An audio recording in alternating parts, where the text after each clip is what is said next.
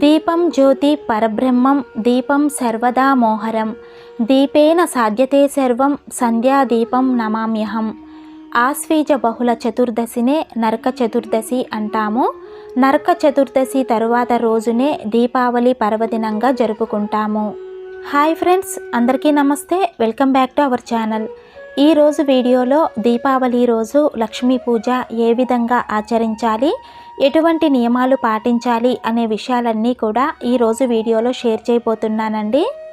అయితే కొత్త వాళ్ళు ఎవరైనా ఫస్ట్ టైం మన ఛానల్లో వీడియో చూస్తున్నట్లయితే ఛానల్ని సబ్స్క్రైబ్ చేసుకొని పక్కనే ఉన్న బెల్ ఐకాన్ని యాక్టివేట్ చేసుకోండి. ఈ విధంగా చేయటం వలన నేను పెట్టే ప్రతి వీడియోని మీరు మిస్ కాకుండా చూడగలుగుతారండి. అదేవిధంగా వీడియో నచ్చితే కనుక వీడియోని లైక్ చేసి షేర్ చేయండి. చెడుపై మంచి సాధించిన విజయానికి సంకేతంగా మనము దీపావళి పర్వదినాన్ని అయితే జరుపుకుంటాము. శ్రీ మహావిష్ణువు ద్వాపర యుగంలో కృష్ణుడిగా అవతరించి సత్యభామతో కలిసి నరకాసురుణ్ణి సంహరింపచేశాడు. చతుర్దశి రోజున నరకాసురుడు మరణించాడు కావున ఆ రోజునే నరక చతుర్దశిగా, నరకాసురుడు మరణించిన ఆనందంతో మరుసటి రోజు దీపావళి పర్వదినంగా జరుపుకుంటాము. దీపావళి అంటే దీపాల వరస అని అర్థము. ఈ దీపావళి పర్వదినాన్ని 5 రోజుల పండుగగా జరుపుకుంటారు. ఆశ్వీజ బహుళ త్రయోదశితో ప్రారంభమయ్యి కార్తీక శుద్ధ విదియతో ముగుస్తుంది. అనగా ధన త్రయోదశి, నరక చతుర్దశి, దీపావళి, బలిపాడ్యమి మరియు భగిని హస్త భోజనము. ఈ విధంగా వరుసగా 5 రోజులు జరుపుకుంటారు. దీపావళి రోజున ఉదయాన్నే నిద్రలేచి ఇల్లు, వాకిలి, గడపలు అన్నీ శుభ్రం చేసుకోవాలి. ఈరోజు ముఖ్యంగా సాయంత్రము గడపలకు, గుమ్మానికి పసుపు రాసి కుంకుమతో బొట్లు పెట్టి ముగ్గులు వేసి అలంకరించి గుమ్మం ముందు దీపాలను వెలిగించాలి. దీపావళి రోజు ఉదయము ప్రతిరోజులాగా నిత్య పూజ చేసుకొని సాయంత్రము లక్ష్మీదేవి పూజ చేసుకోవాలి. దీపావళి రోజు లక్ష్మీదేవి పూజను ప్రత్యేకించి విశేషంగా చేస్తారు కాబట్టి చక్కగా పీఠం ఏర్పాటు చేసుకొని పూజ చేసుకోండి. పీఠాన్ని పూజా మందిరంలో ఒక పక్కగా పెట్టుకోవచ్చు, లేదంటే విడిగా వేరే రూములో అయినా సరే మీ వీలును బట్టి పీఠాన్ని ఏర్పాటు చేసుకోవచ్చు. ఈ విధంగా పీఠాన్ని సిద్ధం చేసుకొని పీఠం మీద ఒక తమలపాకు పెట్టి దానిలో కొద్దిగా బియ్యం పోయాలి. దాని మీద కొద్దిగా పసుపు, కొద్దిగా కుంకుమ వేసుకొని ఇప్పుడు ఆ బియ్యం మీద లక్ష్మీదేవి చిత్రపటాన్ని నిలుపుకోవాలి. ఈ విధంగా నిలుపుకున్న అమ్మవారి చిత్రపటాన్ని రకరకాల పువ్వులతో అందంగా అలంకరించుకోవాలి. లక్ష్మీదేవి సంపద, కీర్తి, శ్రేయస్సుకి ప్రతీకగా ఉంటుంది. లక్ష్మీదేవి సిరి సంపదలకు ఆదిదేవత. ప్రతి ఒక్కరూ కూడా ఆ లక్ష్మీదేవి ఆశీస్సులు తమపై ఉండాలని కోరుకుంటూ ఉంటారు. కాబట్టి వివిధ పద్ధతుల్లో లక్ష్మీదేవి పూజలు చేస్తూ ఉంటారు. మరీ ముఖ్యంగా ఈ దీపావళి రోజున లక్ష్మీదేవిని పూజించటం వలన ఆర్థిక సంక్షోభం తొలగిపోవటమే కాకుండా సంపద కూడా పెరుగుతుంది. అయితే దీపావళి రోజున లక్ష్మీదేవి పూజను 2 సార్లు ఆచరించవలసి ఉంటుందండి. సాయంత్రము వాకిలంతా తుడిచి ముగ్గులు పెట్టుకొని గుమ్మాలకు ఇరుపక్కల కూడా దీపాలు వెలిగించి పెట్టుకోవాలి. తరువాత మీ శక్తిని బట్టి ఏదైనా స్వీటు తయారు చేసి లక్ష్మీదేవి పూజను ఆచరించాలి. అలాగే ఈరోజు పూజలో మొదటిగా లక్ష్మీ గణపతిని పూజించాలి. గణపతిని కూడా ఈ విధంగా ఒక తమలపాకు వేసి దాని మీద కొద్దిగా ధాన్యము పోసి దానిలో పసుపు, కుంకుమ వేసి ఆ ధాన్యంలో లక్ష్మీ గణపతిని నిలుపుకోవాలి. తరువాత గణపతిని పూలతో అందంగా అలంకరించుకొని పూజకు సిద్ధం చేసుకోవాలి. ఇక్కడ నేను పూజలో లక్ష్మీదేవి అమ్మవారి విగ్రహం పెట్టుకుంటున్నానండి. ఎందుకంటే ఈరోజు అమ్మవారికి పంచామృతాలతో అభిషేకం చేస్తే చాలా మంచిది. అందుకే పూజలో విగ్రహాన్ని పెట్టుకుంటున్నాను. విగ్రహం ఉన్నవాళ్ళు తప్పనిసరిగా దీపావళి రోజున లక్ష్మీదేవికి అభిషేకం చేసుకోండి. పంచామృతాలతో అభిషేకం చేయలేకపోతే పసుపు జలంతో కానీ, కుంకుమ జలంతో కానీ, లేదంటే గంధం కలిపిన జలంతో కూడా అభిషేకాన్ని చేసుకోవచ్చు. లేదా పాలతో అయినా సరే మీ అవకాశాన్ని బట్టి దీపావళి రోజు లక్ష్మీదేవికి అభిషేకం చేసుకోండి. అదేవిధంగా ఈరోజు పూజలో నేను లక్ష్మీదేవి పాదాలు కూడా పెట్టుకుంటున్నానండి పూజ చేసుకోవటానికి.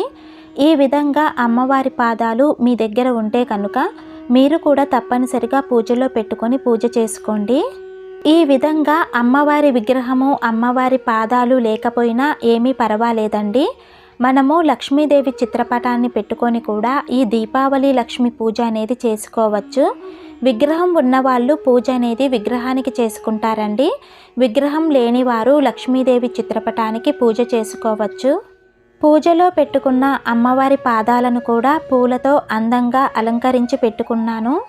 ఈ విధంగా పూజకు కావాల్సినవన్నీ సిద్ధం చేసుకొని పూజ చెయ్యటానికి కావాల్సినవన్నీ పక్కన ఉన్నాయో లేదో ఒకసారి చూసుకొని పూజ అనేది ప్రారంభించాలండి. ఎందుకంటే ఈరోజు లక్ష్మీదేవిని షోడశ నామాలతో పూజించాలి మనము. ఒకసారి పూజ ప్రారంభిస్తే మళ్ళీ మధ్యలో లెగకూడదు. కాబట్టి అన్నీ ముందుగానే చూసుకొని పూజ అనేది ప్రారంభించాలి. ముందుగా ఏకవత్తితో కానీ అగరవత్తితో కానీ దీపారాధన చేసుకోవాలి. దీపారాధన చేసుకున్న తరువాత దీపాల దగ్గర కొద్దిగా అక్షితలు, ఒక పువ్వు పెట్టి ముందుగా దీపలక్ష్మికి నమస్కారం చేసుకోవాలి. తరువాత లక్ష్మీ గణపతి పూజ ప్రారంభించాలి. సమయం ఉంది అంటే కనుక గణపతిని కూడా షోడశనామాలతో పూజిస్తే మంచిదండి.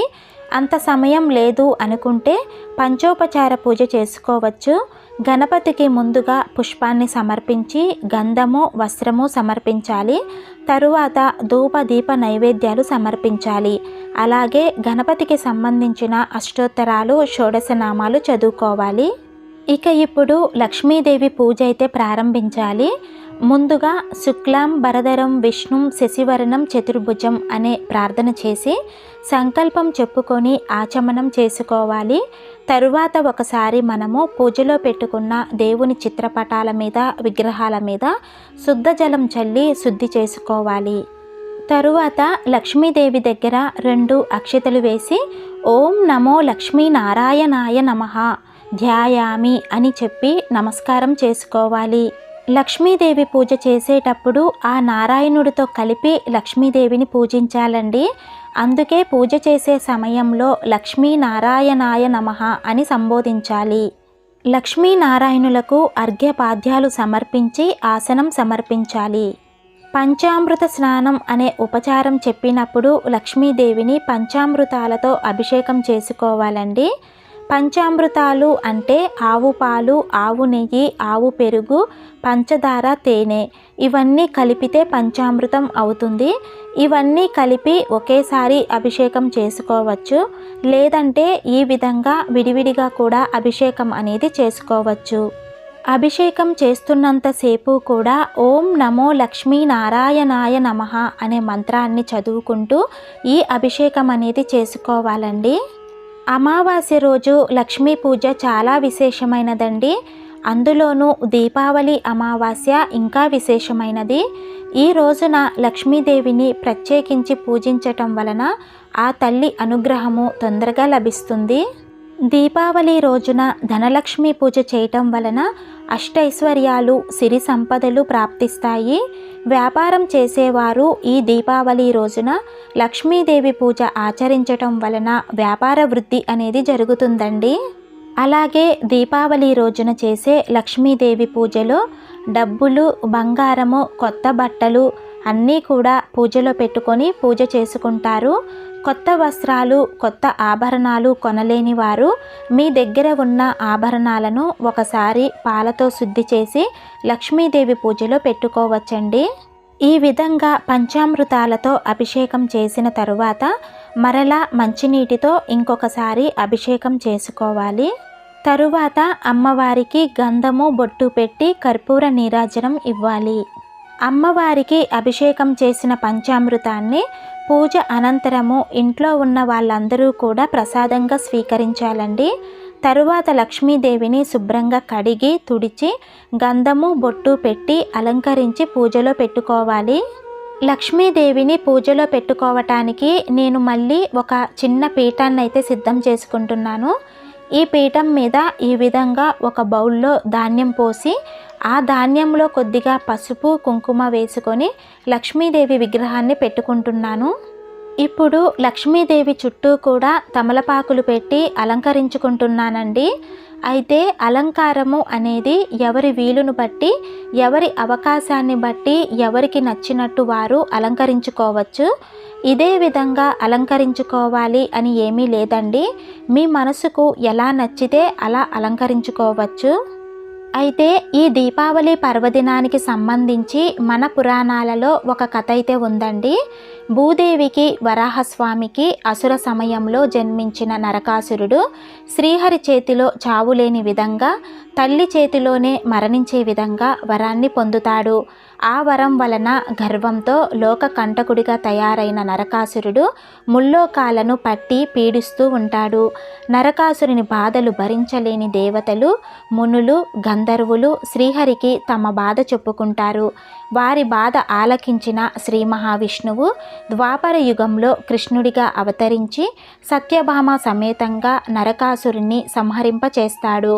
నరకాసురుని సంహారము చతుర్దశి నాడు జరుగుతుంది కాబట్టి ఆ రోజుని నరక చతుర్దశి అంటారు. నరక చతుర్దశి మరుసటి రోజున ఆనందముతో లోకమంతా కూడా దీపావళి పర్వదినాన్ని జరుపుకుంటారు. ఈ విధంగా లక్ష్మీదేవిని అందంగా పూలతో, తమలపాకులతో అలంకరించుకున్న తరువాత లక్ష్మీదేవికి ఇరుపక్కలా కూడా గజరాజులను పెడుతున్నానండి. లక్ష్మీదేవి పూజలో గజరాజులను పెట్టుకుంటే చాలా మంచిదండి. ఒకవేళ మీ దగ్గర గజరాజులు లేవు అనుకుంటే కనుక 2 పసుపు ముద్దలను చేసి వాటినే గజరాజులుగా భావించి అమ్మవారికి ఇరుపక్కల పూజలో పెట్టుకున్నా సరిపోతుంది. ఇప్పుడు లక్ష్మీదేవికి పుష్పము, గంధము, వస్త్రము సమర్పించాలి. దీపావళి రోజు లక్ష్మీదేవి పూజలో ఖచ్చితంగా ఈ విధంగా కాయిన్స్తో అయితే అష్టోత్తరం చేసుకోవాలండి. అష్టోత్తర శతనామావళి మొత్తము 108 నామాలు ఉంటాయి.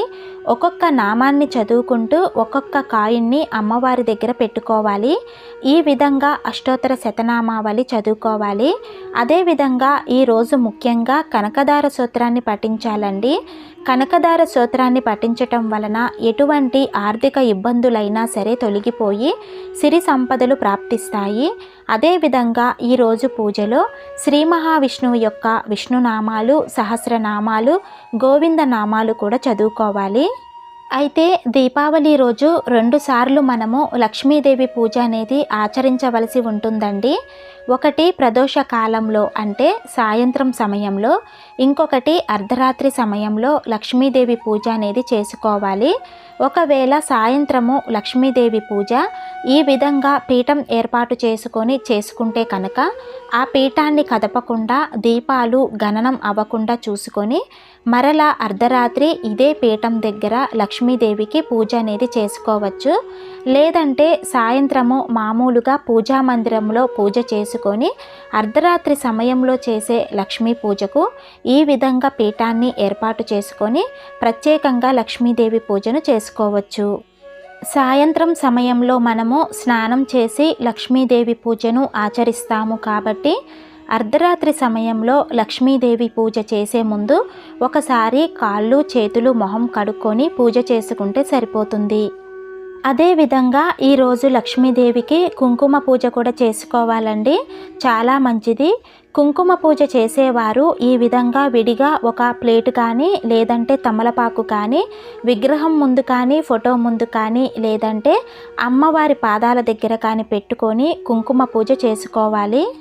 కుంకుమ పూజ చేసేవారు ఈ విధంగా చిటికెడు కుంకుమను తీసుకొని కొద్దిగా ప్లేటులో కానీ, తమలపాకు మీద కానీ ఇలా వదులుతూ అమ్మవారి అష్టోత్తరాలు చదువుకోవాలి.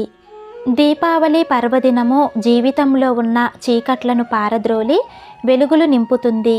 దీపావళి అంటేనే సరదాలు, సంబరాలు, కుటుంబం అంతా కూడా కలిసి జరుపుకునే ఒక వేడుక. అష్టోత్తరాలతో లక్ష్మీదేవిని పూజించిన తరువాత ధూపం వేసి దీపం చూపించాలి. ఈ రోజున లక్ష్మీదేవికి నైవేద్యంగా తీపితో కూడిన పదార్థాలను నివేదించాలి. అంటే పాలతో చేసినవి, పంచదారతో చేసినవి మాత్రమే నివేదించాలండి. పాలతో చేసిన పాయసాన్ని లేదా పాలతో పంచదారతో చేసిన పరమాన్నాన్ని సమర్పించాలి. అలాగే తప్పనిసరిగా ఈరోజు లక్ష్మీదేవికి పాలల్లో పంచదార కలిపి ఆ పాలను కూడా నైవేద్యంగా సమర్పించాలి. ఇంకా వీటితో పాటు ఏమైనా పండ్లు ఉన్నా కూడా నివేదించవచ్చు. నైవేద్యం సమర్పించిన తరువాత లక్ష్మీదేవికి పచ్చ కర్పూరంతో కర్పూర నీరాజనం ఇవ్వాలి. అయితే దీపావళి రోజున ప్రదోష కాలంలో లక్ష్మీదేవి పూజ ఏ సమయంలో ఆచరించాలి, అదేవిధంగా అర్ధరాత్రి సమయంలో లక్ష్మీ పూజను ఎప్పుడు ఆచరించాలి అనే విషయాలకు సంబంధించి మన ఛానల్లో ఆల్రెడీ నేను వీడియో అనేది అప్లోడ్ చేశానండి. వీడియో లింకు డిస్క్రిప్షన్లో ఇస్తాను. ఇంట్రెస్ట్ ఉన్న వాళ్ళు ఎవరైనా సరే ఒకసారి తప్పకుండా చూడండి. సో చూశారు కదండి, దీపావళి రోజున లక్ష్మీదేవి పూజను ఏ విధంగా ఆచరించాలి, లక్ష్మీదేవిని ఏ విధంగా పూజించాలి అనే విషయాల గురించి ఈ వీడియో మీకు తప్పకుండా యూజ్ అవుతుందనే అనుకుంటున్నాను. వీడియోలో మీకు ఏమన్నా డౌట్స్ ఉంటే కామెంట్ సెక్షన్ ద్వారా తెలియచేయండి. వీడియో నచ్చితే కనుక లైక్ చేసి షేర్ చేయటం మర్చిపోకండి. దీపావళి అంటేనే కాంతులు నింపే పండుగ. మీరందరూ కూడా సుఖ సంతోషాలతో జీవించాలని, దీపాలను వెలిగించి ప్రతి ఒక్కరి జీవితంలోనూ వెలుగులు నిండాలని కోరుకుంటూ మీ అందరికీ కూడా దీపావళి శుభాకాంక్షలు తెలియచేస్తూ ఇలాంటి మరిన్ని ఆధ్యాత్మిక వీడియోస్ కోసం మన ఛానల్ని సబ్స్క్రైబ్ చేసుకొని పక్కనే ఉన్న బెల్ ఐకాన్ని యాక్టివేట్ చేసుకొని నన్ను సపోర్ట్ చేస్తారని ఆశిస్తున్నాను. శ్రీమాత్రే నమః.